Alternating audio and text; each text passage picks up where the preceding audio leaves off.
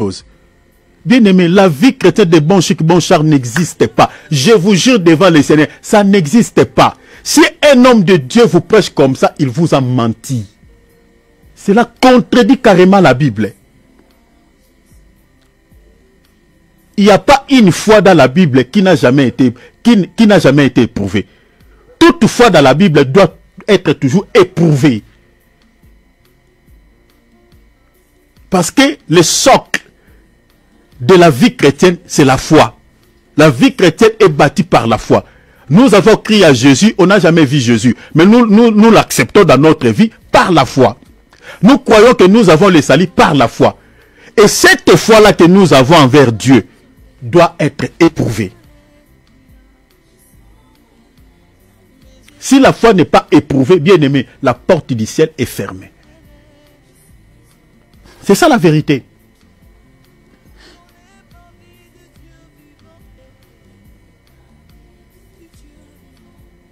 Regarde, je lis Nombre. Nombre 21, verset 8 à 9.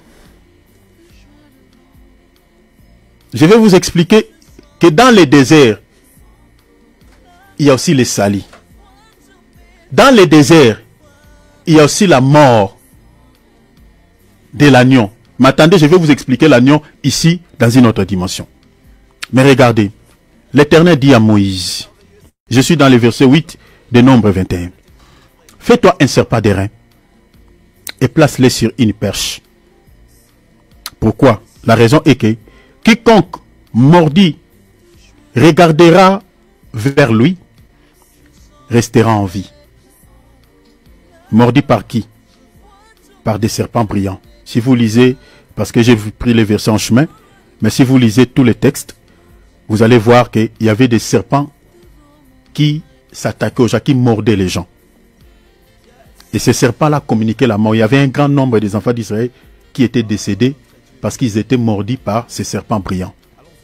Maintenant, pour pallier à cette situation, le Seigneur a dit à Moïse, fabriquer un serpent d'airain. Et tu vas mettre ce serpent sur une perche. Hein? Donc, c'est-à-dire, tu vas le mettre sur un bâton, si vous voulez, ou sur un piquet. Et tout celui qui est mordi par les serpents brillants, en regardant ce serpent que tu as élevé, il conservera sa vie. Ces choses, c'était prophétique par rapport à nous. Les serpents d'airain qui donnent la vie à tout celui qui est mordi par les serpents brillants ici. Les serpents d'airain, c'est l'image du Seigneur Jésus-Christ. Parce qu'il y a certaines personnes qui pensent que quand on parle des serpents dans la Bible, on fait toujours référence à Satan. Mais non, Jésus aussi c'est un serpent. Mais c'est un serpent qui n'a pas de venin. Un serpent qui communique la vie. Le diable, c'est un serpent qui a des venins qui communiquent la mort.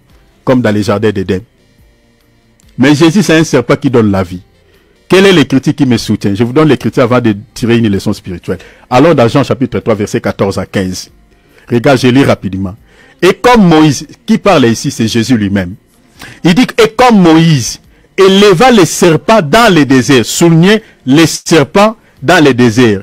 C'est-à-dire, ce que Jésus est en train de dire ici, il fait référence à cette écriture qu'on vient de lire. Nombre 21, 8 à 9.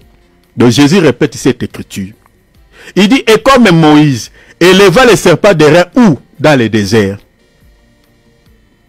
Il faut, donc obligatoirement, il faut, de même que les fils de l'homme, c'est-à-dire lui, soit aussi élevé. Donc remplacer les serpents que Moïse avait élevés dans les déserts ici, par Jésus, qui doit être également élevé. Élevé où? Élevé à la croix de Golgotha. C'est-à-dire, les serpents d'airain qui est élevé dans les déserts, c'est l'image de la croix. C'est ça ce que vous devez écrire dans vos calepins. C'est l'image de la croix. Donc Jésus dit, il faut, de même que les fils de l'homme soient élevés. Verset 15. Pourquoi? Afin que quiconque croit à lui ait la vie éternelle. Dans les déserts, tout celui qui était mordu par les serpents brillants, lorsqu'il regardait les serpents que Moïse avait élevés, les serpents d'airain, conservait sa vie. Jésus remplace le verbe regarder du livre de Nombres chapitre 21 verset 8 à 9. Jésus remplace ce verbe par croire. Là-bas, pour conserver la vie, il faut regarder les serpents d'airain. Mais Jésus dit, si vous voulez avoir la vie, il faut croire.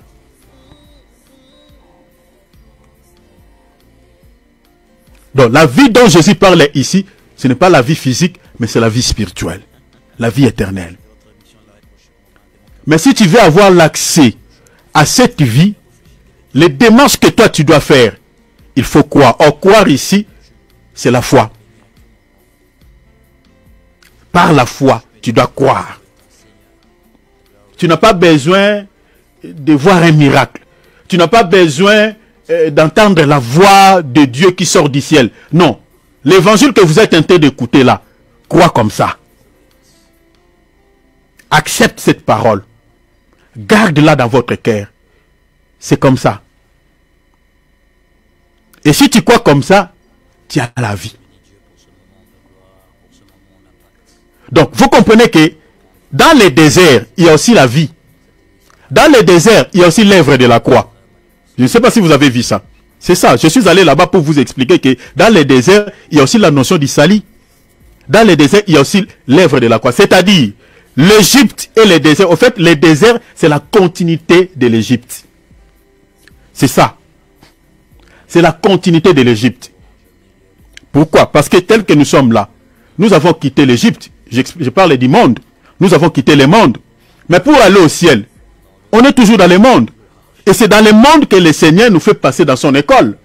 Donc en fait, le désert, c'est toujours la continuité parce que, la continuité de l'Égypte, je parle, parce que là-bas, dans le désert, il y a aussi la notion du salut. Il y a aussi l'œuvre de la croix. Est-ce que vous avez vu ça? Donc, les serpents d'airain, c'est l'image du Seigneur Jésus-Christ, qui était élevé dans le désert. Parce que les enfants d'Israël devaient conserver leur salut, conserver leur vie. Mais, comme je viens de vous dire, la croix, c'est aussi l'image du désert. La croix, c'est le prix que le Seigneur avait payé pour pouvoir nous sauver. C'est le prix. Quand on parle de la croix, c'est aussi le prix. Comme je vous avais dit. Lisons une écriture. Lisons une écriture. Lisons d'abord, on va lire des passages. Regardez. Regardez. On va lire Jean chapitre 19, verset 7. Notez dans vos calepins. Jean chapitre, je vais terminer dans 10 minutes. Jean chapitre 19, verset 17. Luc chapitre 9, verset 23. Notez rapidement parce que je vais terminer. Mon minute est épuisée. Jean chapitre 19, verset 17. Luc chapitre 9, verset 23. Et notez dans vos calepins 1 Corinthiens chapitre 6, verset 20 ou 1 Corinthiens 7, 23. Mettez ces deux versets en relation. Regarde, je lis. Jean 19, 17. Jésus porta sa croix. Jésus porta quoi? Sa croix. Arriva au lieu du crâne qui se nomme en hébreu Golgotha. On nous parle de Jésus ici, il a transporté quoi? Sa croix. Regarde maintenant dans Luc chapitre 9, vous allez comprendre pourquoi j'ai lu cette écriture. Regarde maintenant dans Luc chapitre 9, verset 23. Qu'est-ce que Jésus dit ici par rapport à toi, mon frère, par rapport à toi, ma sœur? Jésus dit ceci. Puis il dit à tous, si quelqu'un veut venir après moi, il dit quoi? Qu'il renonce à lui-même. Tu veux venir après lui? Tu veux le suivre? Jésus dit quoi? La première des choses que tu dois faire, tu dois te renoncer à toi-même. En lingala, c'est-à-dire, il faut mi boya. Olinga ba meka po tondi si na elongio, mwana na nzambo tondi si batu ba oye bolisukuté. Olali na drap boedra ya pembe comme nyonso et comme ba couleur le la arc-en-ciel. Toutes ces choses-là. Ne vous conformez pas au siècle présent. Tu es enfant de Dieu, pourquoi tu te conformes au siècle présent? Toi, tu es un frère, tu portes un pantalon qui montre tout ton derrière et tout ça. C'est pas normal. Un frère ne peut pas porter des pantalons fashion. Ta coiffure. Il faut se renoncer à toi-même. Ça, c'est ça ce que Jésus dit. Pourquoi tu dois te renoncer? Tu ne peux plus te comporter comme tu étais dans le monde. Dans le monde, tu prenais tellement soin de toi. Je ne dis pas ici que les gens viennent de... J'emploie un langage spirituel, attention. Hein. Je ne dis pas qu'il faut pas il faut plus se laver. Non, non, non. Il faut être propre. C'est renoncer à toi-même, c'est-à-dire, il y a des choses... En fait, au monde, dans le monde, tu avais la facilité de faire tout ce que tu voulais. Tu ne choisissais pas. Que ce soit les biens ou les mal, tu te mêlais en tout. Mais du moment où tu as donné ta vie à Jésus, tu ne peux plus vivre comme ça. Tu dois commencer à sélectionner. Il y a des choses qui n'étaient pas bien par rapport à la parole de Dieu. Tu dois te renoncer à cela. Et quand Jésus dit quoi? Qu'il renonce à lui-même. Qu'il se charge. La Bible dit quoi? Chaque jour. Le Seigneur ne dit pas un moment. Oh mon Dieu. Ou peut-être ça doit être décalé. Le Seigneur ne dit chaque jour de sa croix. De sa croix. Comme lui, il avait transporté sa croix. Il dit vous là. Mes fils, mes filles, écoutez-moi. Ouvrez grandement vos oreilles. Je dis que si vous voulez me suivre, vous devez vous charger de vos croix. Et puis il dit quoi? Et qu'il me suive. C'est lui qui veut me suivre, qu'il se charge de sa croix, et puis qu'il me suit. C'est-à-dire, le Seigneur dit, tu ne peux pas me suivre si je ne te vois pas avec la croix. Si tu ne portes pas ta croix. Tu me suis, mais je vais te voir avec ta propre croix. Il y a des chrétiens, lorsque le Seigneur les regarde, ils sont en train de suivre le Seigneur, mais le Seigneur ne les voit pas avec leur croix. Ils sont les mains vides. Ils sont les mains vides. Ils ne transportent pas leur croix. Or, la croix ici dont le Seigneur parle, c'est tout ce que je viens de vous dire là tout à l'heure. Hein? C'est tout ça. Toi, tu as décroché un diplôme. Mais tu as décroché ce diplôme dans quelle école? On t'a jamais vu aller à l'école. Mais ce sont des réalités qu'on retrouve souvent en Afrique. Hein. Vous voyez quelqu'un qui n'a jamais fréquenté l'école. Mais quand on va annoncer, hein, comme là, je crois, ça commence déjà à sortir les examens d'État en Afrique, vous voyez quelqu'un qui commence à se réjouir, on déverse le poudre sur sa tête. Oh. Mais lui, depuis quand il partait à l'école, tout ça, il avait fait l'examen d'État.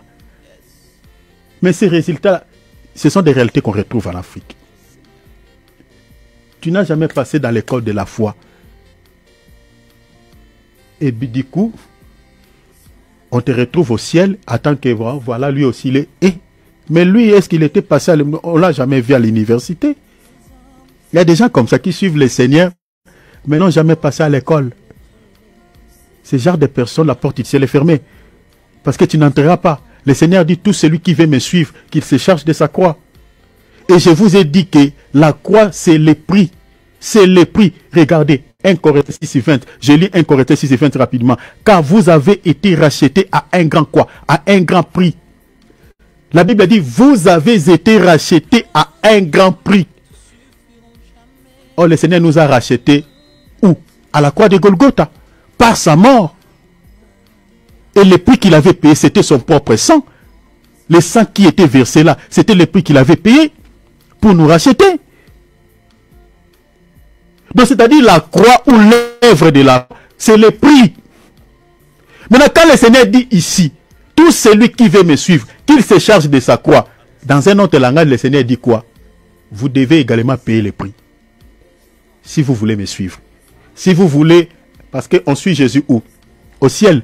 Parce qu'il a dit dans Jean 14:6, je vais au ciel, je vais vous préparer des places.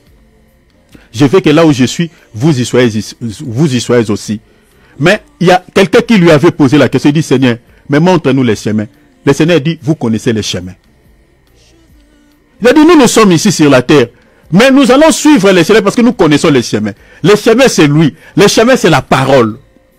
Les chemins, c'est le désert. Si tu fuis ces chemins-là, tu es mal barré. Les chemins, c'est la croix. Il y a un homme qui a chanté. Je n'ai jamais vu un homme qui passe près de la croix rester le même. Quelque chose doit se passer. C'est-à-dire, lui, il a chanté qui passe près de la croix. Bon, moi, j'avais corrigé cela. Qui passe par la croix. Parce que si tu passes près de la croix, tu ne seras jamais changé. Mais si tu veux être sauvé, il faut passer par la croix. C'est les Fogodicel qui a chanté comme ça. Qui passe près de la croix. Non, nous ne passons pas près de la croix, mais nous passons par la croix. Si tu veux avoir la vie, il faut passer par la croix. Par la croix. En d'autres termes, tu dois être capable de transporter la croix. Tu dois payer les prix. C'est Jésus lui-même qui a dit. Lui, il avait transporté la croix pour nous. Mais pourquoi il nous demande encore de porter la croix? La croix que lui, il avait transportée pour nous ne suffisait pas. Il faut que nous aussi, pour que nous soyons sauvés, il faut que nous puissions encore transporter nos croix. Pourquoi le Seigneur nous demande de transporter nos propres croix? C'est ça la question qu'il faut se poser.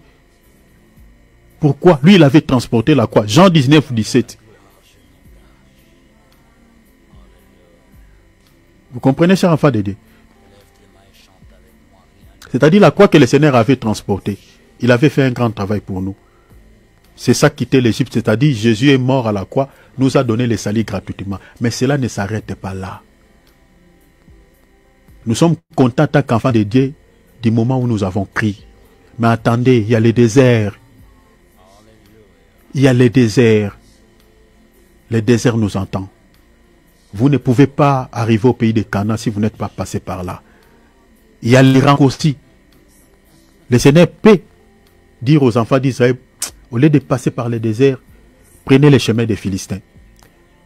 C'est un raccourci pour arriver au pays de Canaan.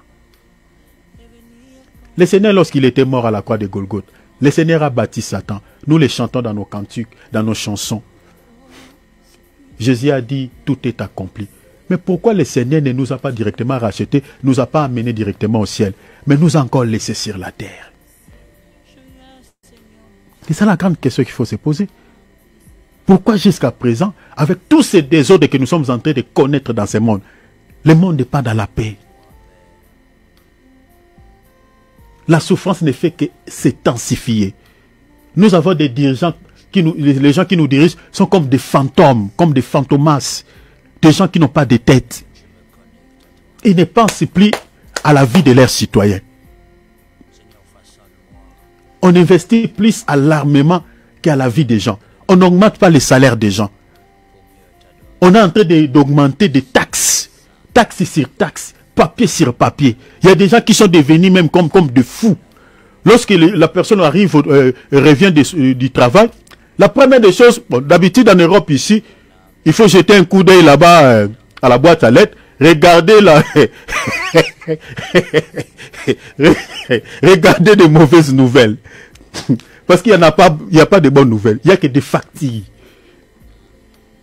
Et vous voyez quelqu'un qui vient de son travail, qui rentre du boulot, et quand il regarde là-bas, quand il prend déjà comme ça, il regarde les titres, il est déjà fatigué. Il est déjà fatigué de son travail. En regardant encore des lettres là, ça bouffe encore son énergie.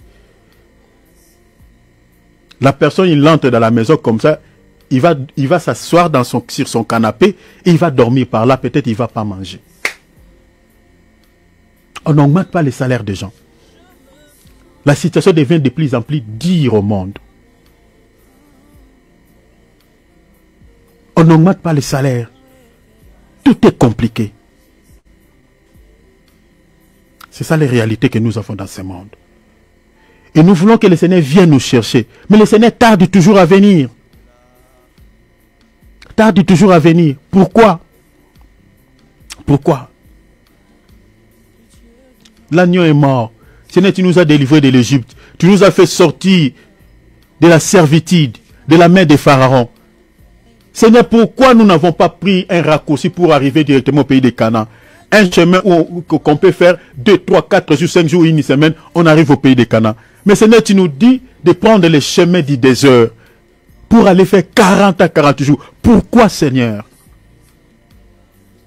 Ces choses étaient prophétiques par rapport à nous. Il y a 2000 ans de cela que Jésus est mort à la croix. Et jusqu'à présent, nous espérons que le Seigneur viendra toujours nous chercher. Il nous laisse toujours dans cette vie. Il nous laisse toujours dans cette situation. Dans le monde où les diables gouvernent. Dans le monde où les diables font tout ce qu'ils veulent. Les sorciers sont là. Les magiciens sont là. Les démons sont là. Nous, les enfants de Dieu, nous vivons au milieu d'eux. Et lui-même, avant son départ, il dit, soyez prudents comme les serpents, parce que je vous envoie au milieu des loups. Qui sont-ils les loups? Les démons, les diables, les sorciers, les magiciens. C'est-à-dire, le Seigneur nous a laissés dans un monde où, bien aimé, si tu n'es pas prudent, tu peux être écrasé. Tu peux être bouffé, parce que la vraie nourriture du loup, la véritable nourriture du loup, c'est la brebis. Le Seigneur nous dit, soyez prudents. La vie chrétienne, il y a les déserts, il y a des souffrances, il y a beaucoup de mauvaises choses qui nous attendent. Mais il faut être fidèle à Jésus. C'est l'évangile que beaucoup de chrétiens ne supportent pas, n'aiment pas entendre. Mais c'est la vérité. Même si tu fais sourd d'oreille, mais si tu suis Jésus, tu restes fidèle à Jésus, que tu veuilles ou pas, tu passeras. À moins que tu retournes dans le monde. Et si tu es aussi élu de Dieu, tu chercheras à retourner dans le monde. Le Seigneur ne voudra pas.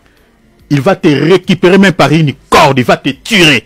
Parce que tu es élu, tu ne peux pas retourner dans le monde. Tu es appelé à être sauvé. Il y a des gens qui sont comme ça. Tu cherches à aller dans le monde, le Seigneur ne permettra pas. Dans le monde là-bas, ceux qui bénissent les gens, sera pour toi une malédiction. Le Seigneur va te compliquer encore la vie là-bas jusqu'à ce que tu n'auras pas de choix que de retourner chez le Seigneur.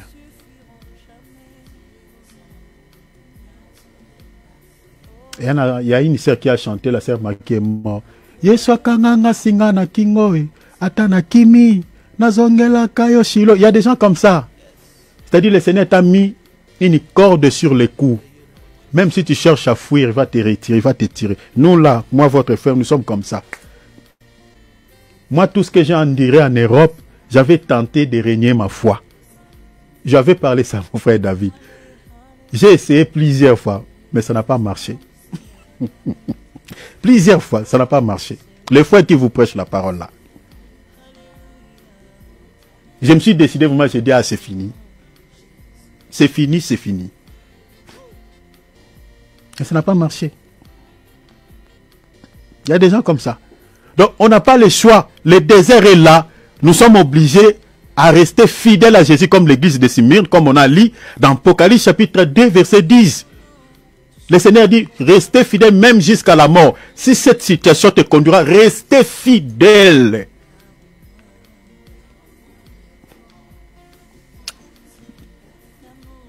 Ne retourne pas dans le monde. Je m'arrête ici. Donc vous comprenez que le salut est gratuit. Mais l'enlèvement, pour être enlevé, il y a un coût à payer. Il y a un prix à payer. Et nous payons ce prix-là dans les déserts. Dans les déserts. Il faut passer par l'école de la foi avant d'atteindre Canaan. Par la grâce de Dieu, je parlerai la semaine prochaine sur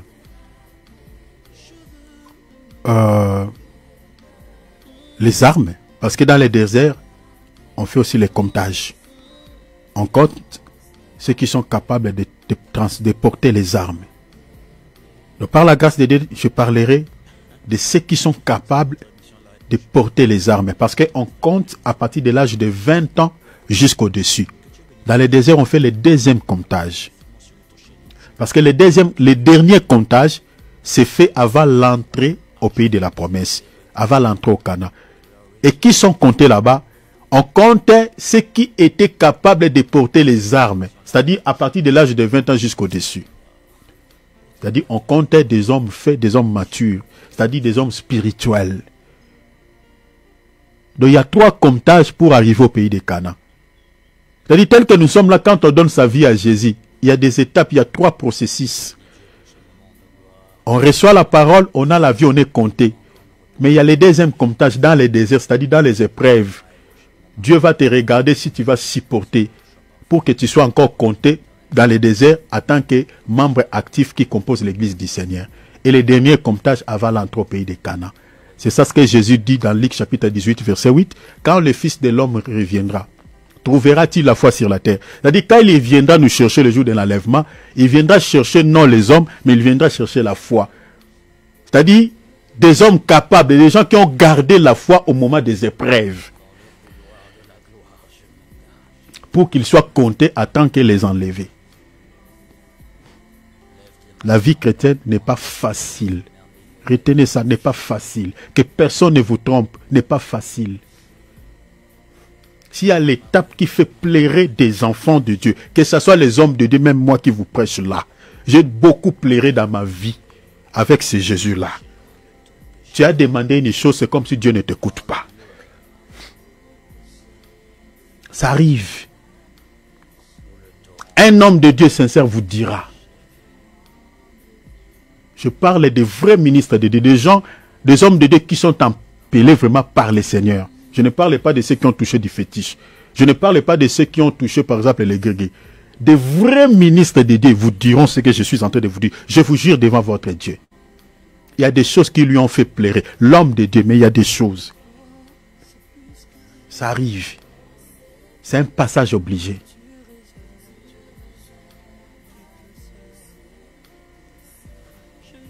Je ne sais pas la situation sur laquelle tu traverses dans ta vie. Peut-être tu te poses la question, tu dis, Seigneur, je ne me suis pas tombé dans l'impudicité, je n'ai pas péché, je n'ai pas fait je ne sais pas quoi que ce soit. Mais Seigneur, pourquoi de telles choses? Pourquoi de telles réalités? Bien aimé, si tu es propre aux yeux de Dieu, mais tu traverses certaines réalités compliquées dans votre vie, peut-être ton école, c'est celle-là. Tu as commencé ton école. Et dans les épreuves, qu'est-ce qu'on fait? Quelle attitude doit-on avoir? C'est rester fidèle comme il a dit.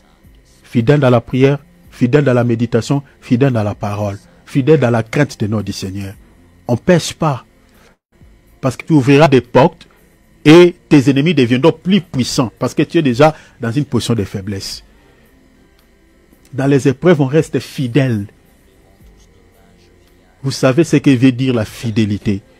Une femme qui est fidèle à son mari ou un homme qui est fidèle à sa femme, peu importe le temps ou les circonstances, ils ne se séparent pas. Ils restent toujours ensemble. C'est comme ça aussi avec Jésus. Quel que soit le temps ou les circonstances, restons scotchés, restons attachés. Nous allons prier. Ouvrons nos micros, prie le Seigneur. Jésus revient, il revient. Il revient.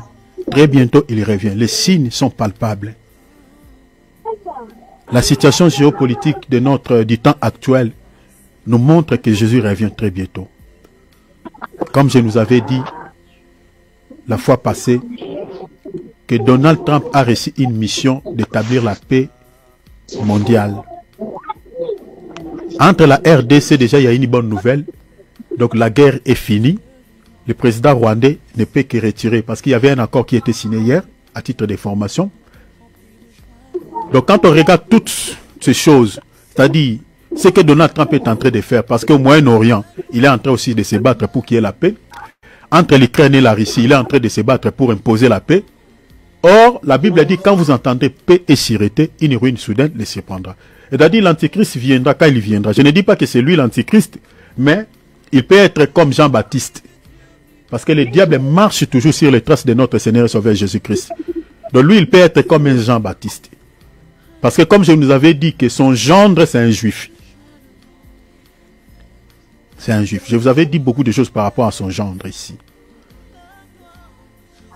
Donc, veillons à ce que nous sommes en train de vous dire, Jésus revient. Donc, peu importe le temps, les circonstances que tu traverses, ne pêche pas. Si ça va te tuer, accepte. Accepte. C'est comme Jésus a dit là. Accepte. Mais ne pêche pas. Parce qu'il n'y a pas à comparer avec la vie éternelle. Je termine, hein, mais regarde ce que Jésus a dit. C'est l'apôtre Paul qui dit. La Bible dit quoi? L'apôtre Paul exhorte l'église de Corinthe. Il dit, en fait, ce que Dieu nous donnera le jour de l'enlèvement ne sera pas comparable. En fait, voilà ce qu'il dit. Les souffrances du temps présent ne seront comparables au poids éternel. Est-ce que vous voyez ça? Donc l'apôtre Paul est en train d'exhorter l'église de Corinthe. Il dit, tout ce que vous êtes en train de vivre, ne seront pas comparables au poids éternel parce que la vie éternelle pèse tellement.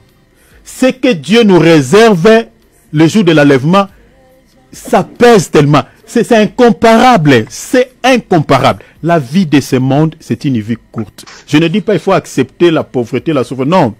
On priera Dieu qu'il nous délivre. On continuera à prier. On ne va pas laisser. On continuera à demander à Dieu de nous libérer de toutes les situations. Mais ce que nous allons faire, si Dieu nous délivre, nous bénissons Dieu. S'il ne nous délivre pas, ne péchons pas. Restons fidèles.